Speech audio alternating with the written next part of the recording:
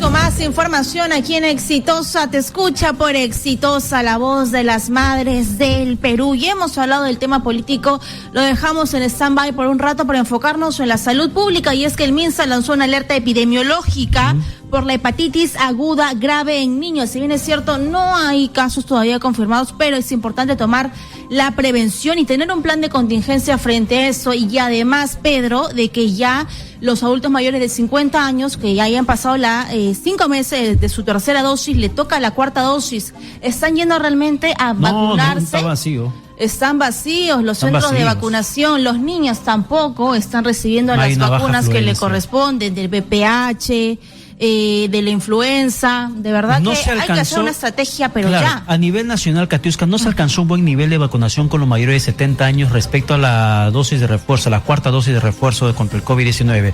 No sabemos que dentro de poco cuál va a ser la conclusión final respecto a este grupo etario de 50 años a más. Pero al menos los primeros días había bajísima afluencia de adultos de 50 años a 60 años o hasta los 69 años. Sin embargo, en el tema de la hepatitis grave en niños, hay una preocupación a nivel internacional. Y la alerta que se lanzó desde el Ministerio de Salud corresponde a que hay casos ya cercanos a nuestro país.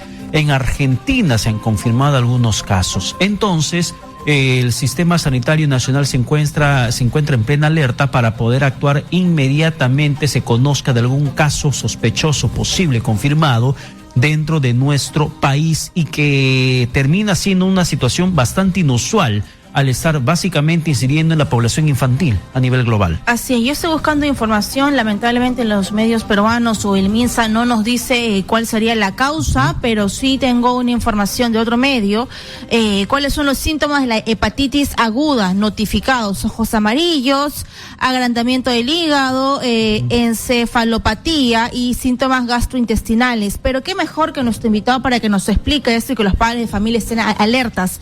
Doctor Ernesto Gosser, médico salubrista y profesor de la Universidad Peruana Cayetana Heredia, le damos la bienvenida. ¿Cómo está, doctor? Buenas noches. Muy buenas noches, muchas gracias por la invitación. Doctor, por favor, indíquenos la importancia de esta alerta lanzada por el Ministerio de Salud respecto a los posibles casos de hepatitis grave en niños. Bueno, eso es lo que debe hacer un Estado cuando aparece una alerta mundial que ha lanzado la OMS a partir de lo que empezó en Inglaterra en enero de este año. Esto es importante porque pone en conocimiento de todo el personal de salud, especialmente de los médicos, para que estén atentos a la presencia de síntomas como los que se estaban señalando, ¿no? Generalmente lo que se ha visto en este brote es dolor abdominal, vómitos, piel o ojos amarillos, picazón de cuerpo, y después algunos niños se pueden agravar. Ahora, es importante también señalar a los padres de familia que no debemos alarmarnos. Los casos son bastante raros, son poco frecuentes, pero la alerta que ha lanzado el Ministerio es para que los profesionales estemos atentos y los padres también. No se conocen las causas, se está haciendo todo tipo de investigaciones. Se ha encontrado que en algunos casos, en el 70-80% de los casos, los niños tenían también la presencia de un adenovirus, que es esos virus que nos causan resfriados y a veces un poco de diarrea también. El adenovirus 41, sin embargo, no se ha establecido que esa pueda ser la causa que está generando esta hepatitis.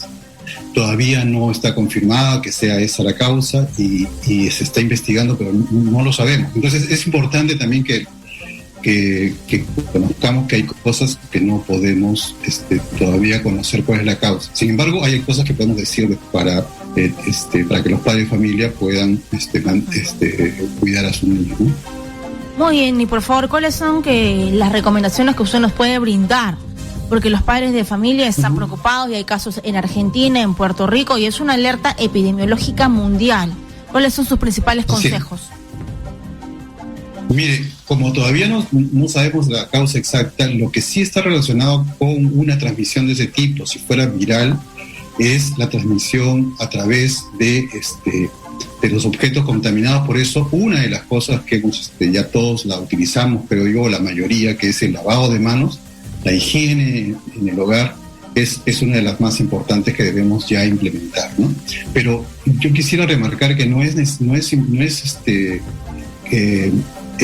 necesario alarmarse. Sí es importante saber que esto está ocurriendo para estar alerta. En este momento hay 20 países que están afectados, hay cerca de 300 casos y algunos de ellos han llevado. Lo que llama la atención es que algunos de los casos de estos niños, que son generalmente entre 3 y 5 años, la mayoría, es que rápidamente se complica, ¿no? Su hepatitis les lo lleva a una falla hepática, pero no ocurre en todos los niños. Hay hepatitis en nuestro país, la más frecuente es la hepatitis, en niños es la hepatitis A, pero lo que se ha descartado que no es ni la A, ni la B, ni la C, ni la D, ni la E, que son 5 tipos de hepatitis viral. Se piensa también que se debe descartar la presencia de alguna toxina o que se haya producido una mutación en ese adenovirus 41, porque antes era el que nos daba resfrío, o que haya una interacción con algún otro germen. Eso todavía no está claro y que debemos ser muy honestos en eso, en señalar que no sabemos la causa, no la saben en el Reino Unido, que es el que tiene cerca de 200 casos de los 300 que hay en el mundo.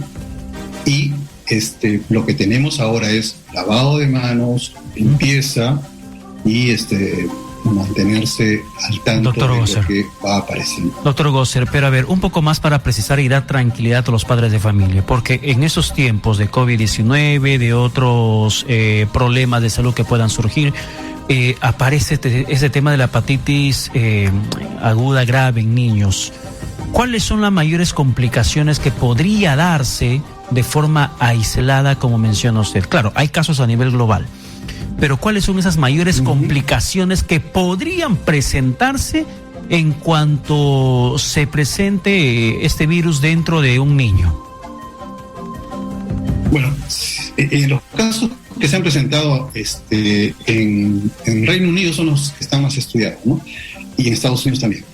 Lo que ocurre es que empiezan con estos síntomas como vómitos, los ojos se ponen amarillos, la piel comienza a picar, y algunos de esos niños comienzan a letargarse, a dormirse, y pueden caer en un estado de coma, pero son pocos niños, ¿no?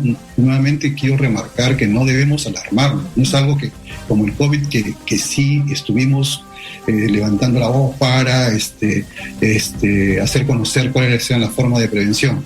Esto, lo que se tiene que hacer es preparar al país.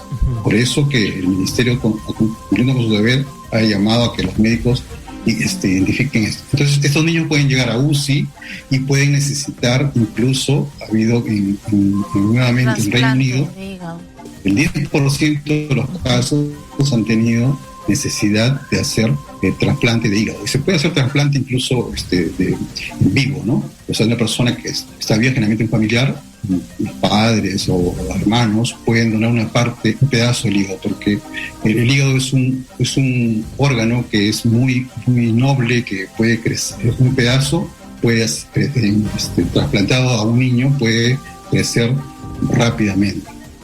Así es, doctor. Y eso es lo que han hecho en esos países, ¿no? Así es cierto lo que dice. Según la OMS, no hay ni un solo menor fallecido por esa enfermedad, y también ratifica la información que solo el 10% ha requerido de un trasplante de hígado. Ese tema yo ya lo tengo claro por mi parte. Quisiera pasar a otro tema que nos genera preocupación, y es que no se ha logrado una campaña de vacunación exitosa para los menores. Es una enfermedad que sigue latente y no debemos bajar la guardia. Según la OMS, el COVID todavía continúa en el mundo. ¿Qué deberíamos ampliar en cuestión de la estrategia o mejorar para que los niños del país sean vacunados? Porque lo que están haciendo no está funcionando. Primero, antes de entrar a los niños, quisiera enfatizar la importancia para todos los adultos de vacunarse con una tercera dosis. Y para los niños, la importancia de tener las 2 dosis completas. ¿Qué es lo que se tiene que hacer? Bueno, el Ministerio de Salud tiene equipos que están trabajando intensamente en esto, pero necesita un poco más de presencia, recuperar el liderazgo que se perdió desde febrero con las dificultades que tenía la gestión que ingresó en ese momento y que tenía que usar su tiempo para responder a acusaciones. Entonces no tenía tiempo para poder, no sé si tenían toda la experiencia para poder organizar un programa de ese tipo. Se redujo el presupuesto que se necesitaba para las brigadas. Entiendo que se estaría aumentando ahora, pero se necesita más comunicación, más liderazgo, más presencia del ministerio en los diferentes lugares del país. Hay brigadas, hay apoyo del ministerio que está haciendo a las regiones, porque el problema también que debemos señalar es que hay una responsabilidad de las direcciones regionales de salud y los gobiernos regionales, ¿no? Madre de Dios, Amazonas tienen niveles de cobertura en niños y en adultos mayores que son bajas. Y en el caso de niños, todas las regiones están por debajo de la meta, ¿no? La máxima ICA llega a 64%. Todas están por debajo de ese porcentaje de cobertura en segunda dosis, que es nuestra meta. Niños, 2 dosis. Adultos a partir de los 50 años, 3 dosis.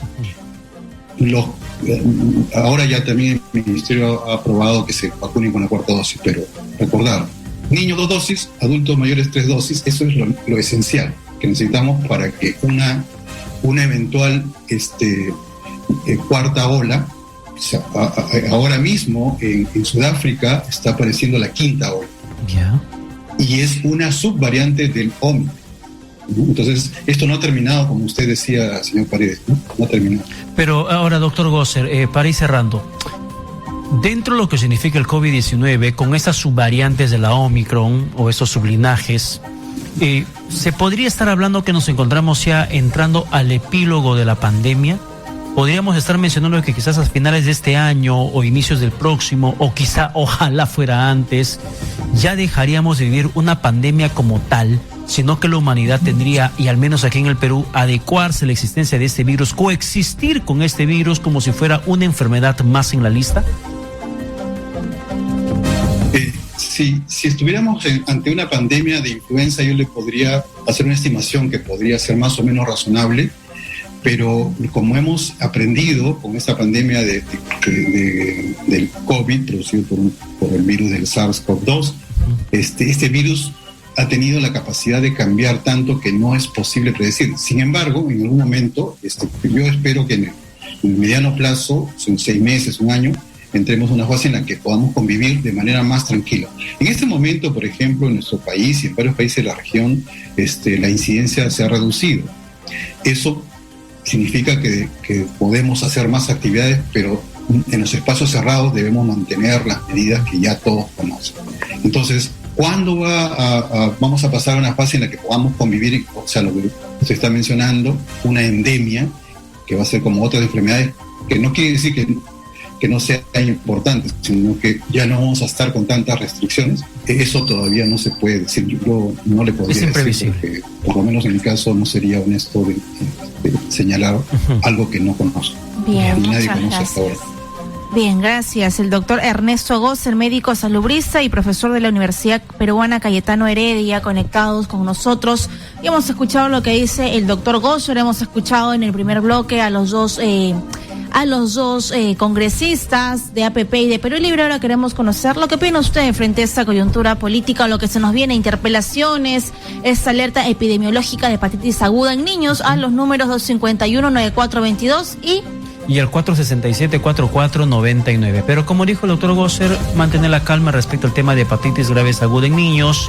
Sí es preocupante lo que pasa, ¿no? Pero también no es una situación tan temible como se podría prever, como sucedió en su momento con el COVID-19. No es el escenario según lo que nos dice el médico Gosser, pero es importante que el sistema sanitario nacional se encuentre en alerta ante la aparición de este virus dentro de nuestro territorio nacional, que podría afectar a nuestra población infantil. 8:20. Comunicación telefónica, la primera en realidad del programa del día de hoy, iniciando la semana. Aló, buenas noches.